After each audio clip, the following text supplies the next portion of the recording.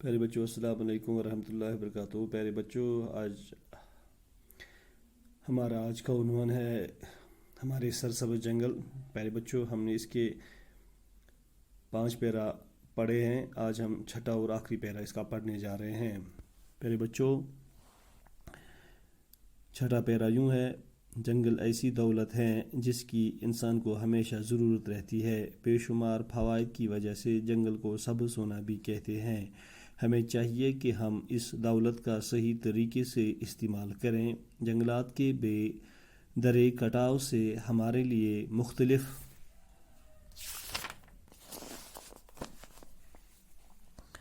قسم کے مسئلے پیدا ہوئے ہیں۔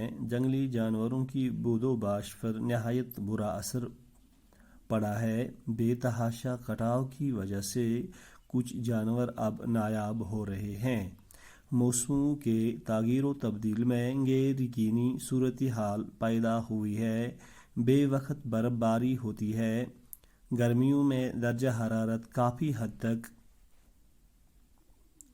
کافی بڑھ جاتا ہے۔ کئی علاقوں میں سوکھا پڑتا ہے اور فصلوں کو نقصان پہنچتا ہے۔ ہمیں چاہیے کہ ہم جنگلوں کا بھرپور تحفظ کریں اور اس طرح اپنے اور اپنی آئندہ نسلوں کے لیے مسائل پیدا نہ کریں۔ حضرت محمد صلی اللہ علیہ وسلم کا قول ہے: اگر کوئی شخص پیڑ لگائے اور اس کا پھل یا چارہ وغیرہ کوئی حیوان کھائے تو یہ اس شخص کی طرف سے صدقہ جاریہ تصور کیا جائے گا۔ میرے بچوں، جنگل ایسی دولت ہے جس کی انسان کو ہمیشہ ضرورت رہتی ہے۔ پیارے بچوں، جنگل اخ سہ دولت اخ یمچ انسانس ہر وقت ضرورت آسان تو ضرورت روزان۔ بے شمار فوائد کی وجہ سے جنگل کو سبز سونا بھی کہتے ہیں۔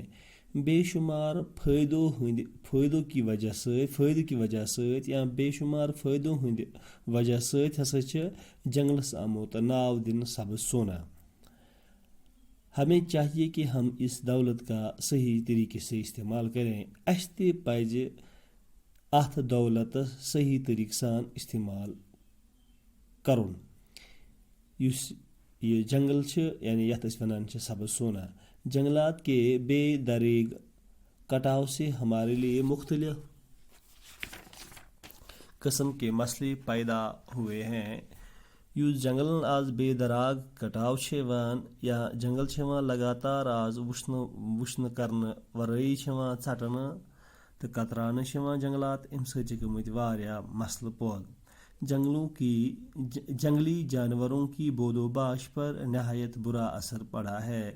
جنگلی جانورن ہندس نسلس پہ لوگمت پینہ بر اثر، نہایت گو واریاہ زیادہ بر اثر لوگمت پینہ۔ بے تحاشا کٹاؤ کی وجہ سے کچھ جانور اب نایاب ہو رہے ہیں۔